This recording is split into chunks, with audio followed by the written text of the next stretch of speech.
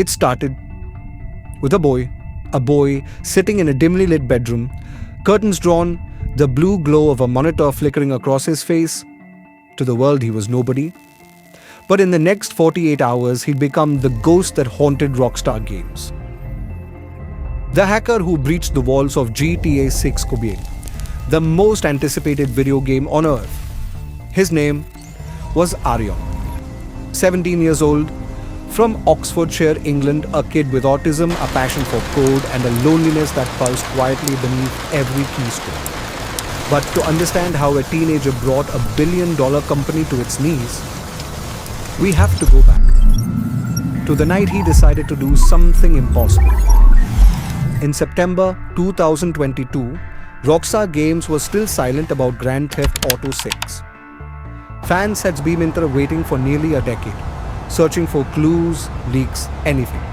And that obsession created a kind of storm online, a place where rumor met desperation. And somewhere in that chaos, like a small community of hackers whispered to each other in encrypted channels. They called themselves Lapsus Dollar.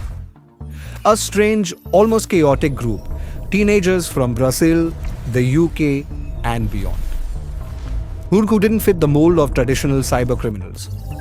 They weren't in it for money, they were in it for power, for recognition, for the feeling that the world's rules didn't apply to them. Aryan, who some would later call the rockstar hacker, was one of them. He had no military-grade equipment, no high-end servers, just a $400 laptop, a cracked version of Ubuntu, and a borrowed Wi-Fi signal from the cafe across the street. But where katne haapo dihip taya hamne was time.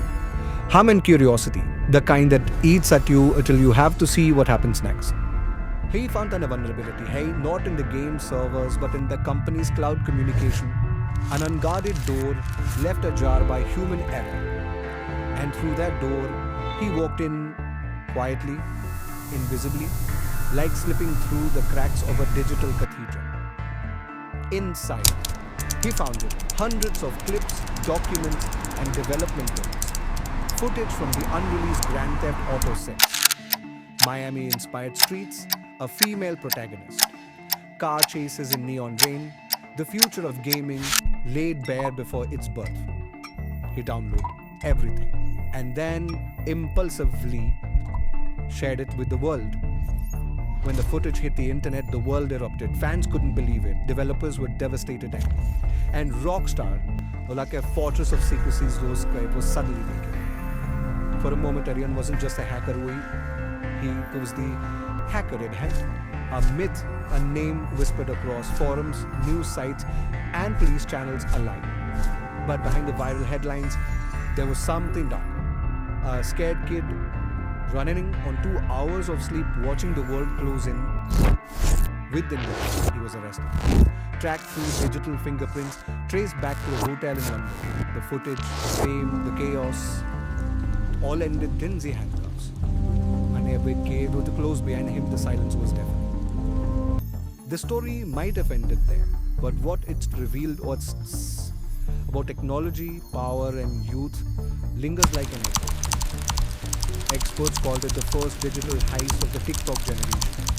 A crime not driven by greed, but by a strange mixture of alienation and brilliance. Aryan wasn't some Hollywood villain. He was a reflection of a generation born online, where the border between reality and code is paper thin. And maybe that's what makes this story unsettling. Because if a teenager with a laptop can infiltrate the world's most secretive game studio, what does that say about the walls we think protect us? About the fragility of digital empires built on lines of code and human trust? In court, he barely spoke. Some said that he didn't fully understand the gravity of what he'd done. Others said he understood too well and just didn't care. But the truth maybe is simple. He wanted to matter.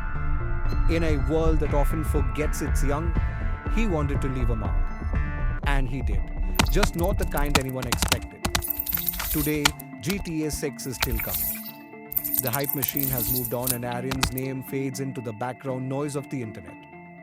But every time a leak surfaces or a company talks about tightening security somewhere, his ghost lingers.